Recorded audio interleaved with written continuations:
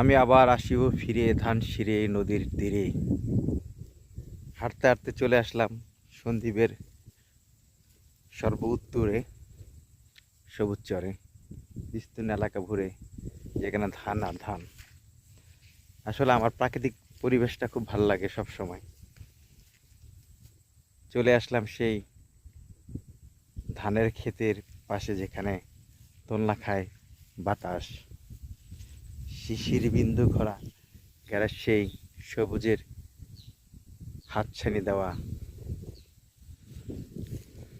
প্রিয় ভিউয়ার্স, যারা আমাকে দেশ থেকে এবং দেশের বাইরে থেকে দেখছেন, সবার প্রতি অভিনন্দন এবং শুভেচ্ছা। আমি চলে এসেছি সন্দ্বীপের সর্ব উত্তরে, যেখানে জনমানবহীন বলা চলে, শূন্যতা। এখানে শুধু কৃষক তার জীবিকা নির্ভর জন্য চাষ উপযোগী স্থানগুলো বেছে নিয়ে এখানে চাষ করতেছে। শুধু ধান আর ধান। আপনারা দেখতে পারতেছেন ভিডিওতে, শুধু চারদিকে ধানের যে খেলনা, দোলনা, বাতাসের, ধানের গাছের সাথে তার গভীর মিতালি।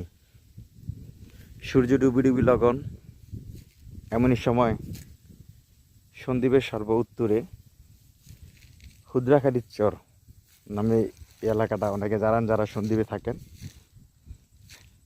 আসলে যখনই মন খারাপ হয়, তখনই চলে আসি আমি এই সবুজের নীড়ে।